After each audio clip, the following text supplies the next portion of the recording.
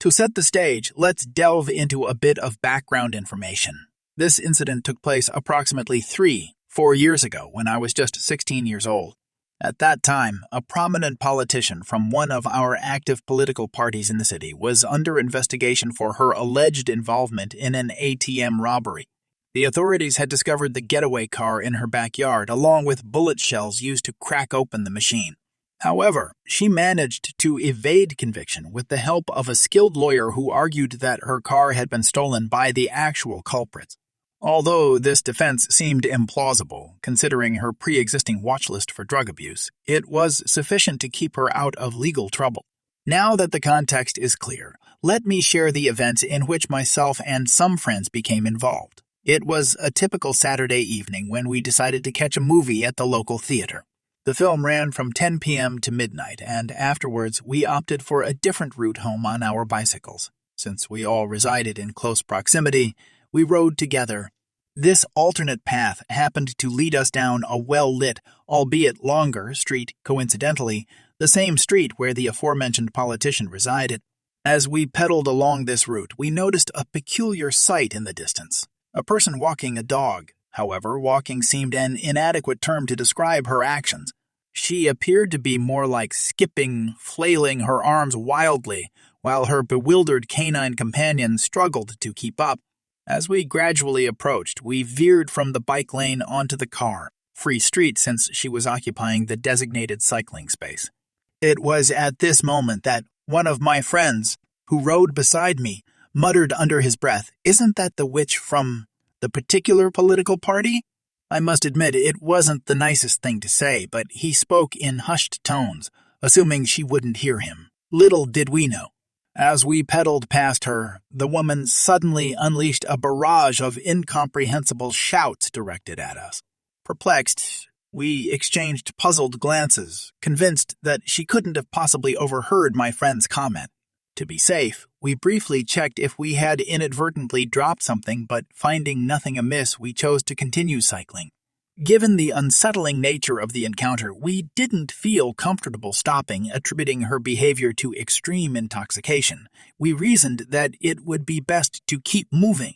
Fast forward a minute or two, and we were still cycling along the same lengthy street, its end nowhere in sight. Unexpectedly, a car pulled up behind us. In a gesture of courtesy, we shifted back onto the bike lane, providing ample space for the vehicle to pass us safely.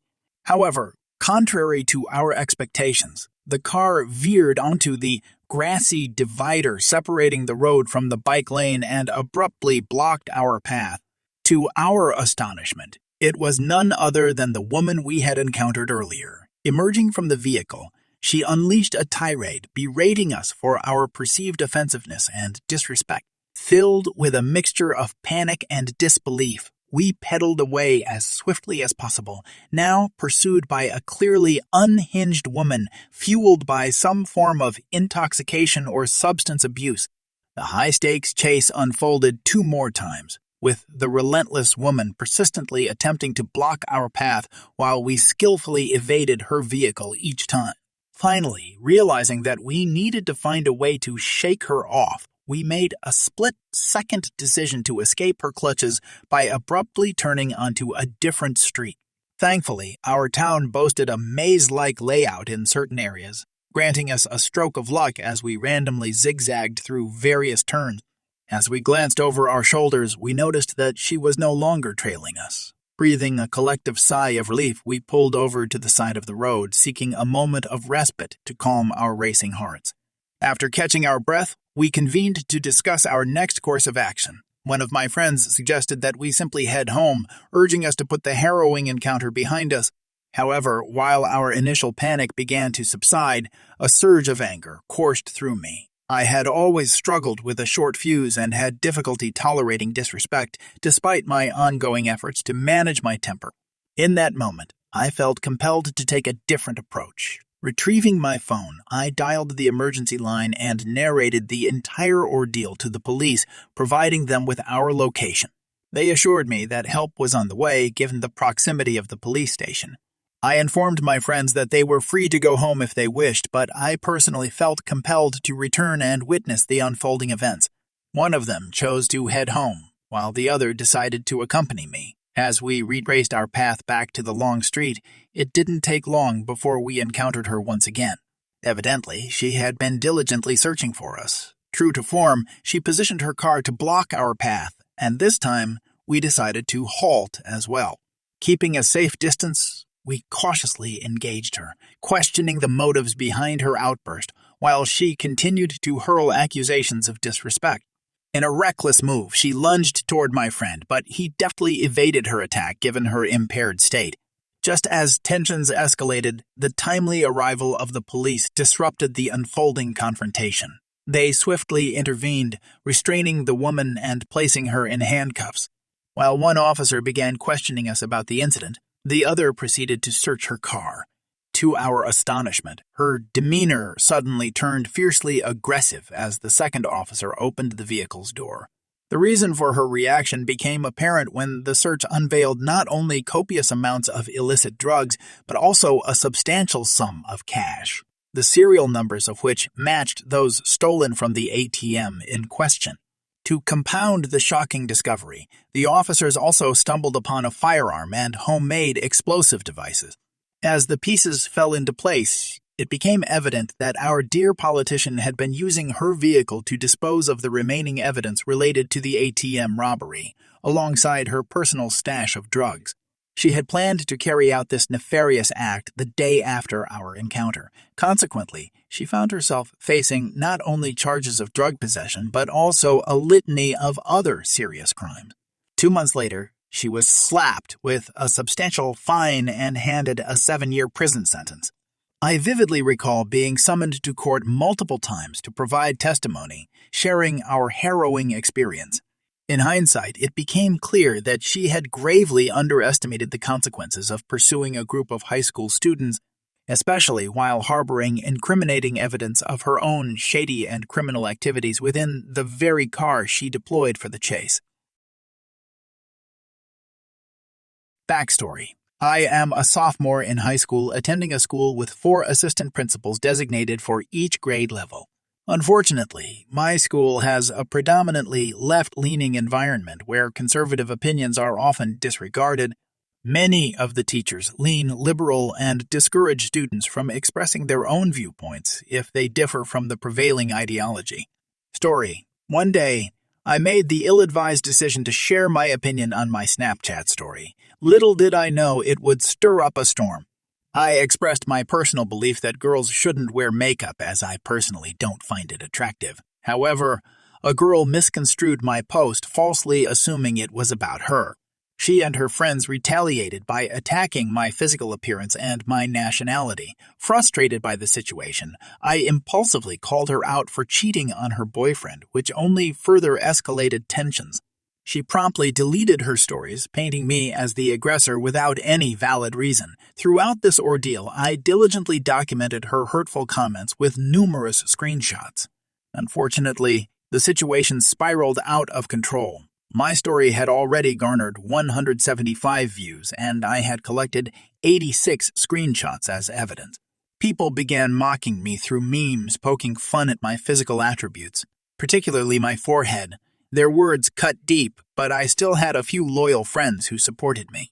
The following day at school, I found myself facing threats of physical violence and enduring malicious rumors being spread about me. It was a distressing experience, but I resolved to stay strong. While getting my lunch, a group of about 15 girls surrounded me, forming a hostile circle. They began shouting insults and berating me. Surprisingly, the girl I had been talking to at the time came to my defense and confronted them. It was a small glimmer of support amidst the sea of negativity. Unfortunately, many of my peers continued to create hurtful memes and spread rumors, causing me considerable pain. Eventually, the situation caught the attention of the sophomore assistant principal. To my dismay, she immediately labeled my actions as mansplaining, assuming that I was ignorant about girls, women, and their reasons for wearing makeup. Unfortunately, someone had misinformed the principal, failing to provide her with the complete story and neglecting to show her the screenshots I had collected. The confrontation with the assistant principal quickly escalated. She berated me, refusing to listen to my attempts to explain the situation fully. Despite my efforts to show her the posts I had made, she claimed that I had deleted the evidence. Exasperated, I presented the memes and derogatory content that others had created, complete with unblurred name. This revelation left her genuinely surprised. She reprimanded those involved, cautioning them against such behavior. Shockingly, they received only a warning, escaping any substantial consequences. Once they had left, the assistant principal informed me that I would be suspended. Her biased attitude and unfair treatment left me bewildered as to why she would punish me for simply expressing an opinion on Snapchat. I felt a surge of anger, knowing that I would now face a suspension lasting at least 2 days, all because of a social media post voicing my personal beliefs. The suspension weighed heavily on me, as I had always maintained a good disciplinary record and boasted perfect attendance since first grade. This suspension jeopardized my chances of being accepted into the National Honor Society, an achievement I had been diligently working toward. It was at this point that thoughts of seeking revenge began to form in my mind. Revenge. As soon as I arrived home, my parents approached me and instantly took my side in the matter. They were as infuriated as I was, assuring me that I could treat the suspension as an unexpected day off, devoid of any real punishment. Their support bolstered my spirits. Sitting at my desk, I fired up my computer, determined to devise a plan for revenge. I began by conducting an online search for my assistant principal's name, hoping to gather information that could be useful. To my surprise, I stumbled upon her Instagram and Facebook profiles, revealing her relatively young age, likely between 26 and 30. It sparked an idea. I decided to create a fake account, adopting the persona of a random person in the hopes of tricking her into accepting my follow request. To make the account appear genuine, I even purchased followers and likes, spending around $30 in the process. It was a necessary investment for my scheme to succeed. Soon enough, I received a notification around 5 or 6 p.m., indicating that she had accepted my follow request. It was perfect. I scrolled through her Instagram feed, grateful that this was before the platform's layout update, allowing me to see all her posts. She had approximately 450 posts in total. As I delved deeper, I encountered pictures of her husband and their 2-year-old child. Her husband wasn't tagged, suggesting that he might not have an Instagram account. Nevertheless, it was a minor detail. Continuing my scroll, I stumbled upon an intriguing image. She was donning a Hooters uniform. It piqued my curiosity, considering she was already working at the school. I swiped to view the next image, and there she was posing alongside a man who looked strikingly familiar. In that moment, realization washed over me. The man was the coach of the varsity football team. It seemed she was engaged in an illicit affair, betraying her husband. The course of action became clear. I needed to capture screenshots of the evidence. Acting swiftly, I logged into Facebook to search for pictures of her husband where he was conveniently tagged. Armed with his name, I utilized white pages to discover their shared address. Sensing the urgency, I printed out the incriminating photos that I had gathered. Additionally, I devised a plan to email these pictures to the school administration. After all, it was unjust for her to suspend students for trivial reasons, and she certainly shouldn't be engaging in relationships with her colleagues, violating school policy. With a newfound sense of purpose, I went to bed, confident that my plan would succeed. The following morning, I woke up between 9 and 10 a.m., fully prepared for the task at hand. Mounting my bike, I embarked on a 6-mile journey across the city to reach their house. Due to my participation on the varsity soccer team, my physical fitness allowed me to cover the distance in approximately 20 minutes. When I arrived, I noticed her husband's car parked in the driveway, reaffirming that I had come to the right place. Revenge. Fortunately, her husband hadn't left for work yet when I arrived. Without hesitation, I discreetly placed the incriminating pictures in their mailbox, quickly knocked on their door, and pedaled away as fast as I could. I knew I had to wait until at least 7 o'clock to email the school. To maintain anonymity, I created an entirely new email address and sent the email at around 6:30, unable to contain my anticipation. To my surprise, they responded almost immediately, assuring me that they would address the issue promptly. Since it was my last day of suspension, I eagerly prepared myself to return to school the following day. Aftermath. I woke up the next morning, brimming with happiness and excitement, eagerly awaiting what would unfold. During lunchtime, I observed the assistant principal, accompanied by a few teachers, patrolling the lunch area. Suddenly, the principal intervened, summoning both the assistant principal and the student involved, directing them to his office for an investigation into their actions, which had clearly violated the school's policy. A hush fell over the entire lunchroom as the scene played out and countless students began recording the event. A wide grin crept across my face. Filled with curiosity, I asked one of the monitors for a bathroom pass, hoping to eavesdrop on the conversation. However, my request was denied as they informed me that something significant was transpiring. Mixed emotions overwhelmed me. I felt a tinge of disappointment for not being able to witness the event firsthand, but also a deep sense of satisfaction knowing that my plan was unfolding. In the subsequent days, several notable developments took place, which I will summarize. First day after, the day following the incident, the assistant principal failed to show up at school. 5 days after, as we returned to school on Tuesday, following a 4-day weekend, I noticed that her office remained vacant. Later, I discovered that she had been fired from her position. 3 weeks later, word spread that her husband had initiated divorce proceedings against her. Upon learning these outcomes, a wave of confirmation washed over me. I had achieved my goal. It became evident that she was unfit to hold the position of an assistant principal due to her profound hostility, bias, and even her infidelity.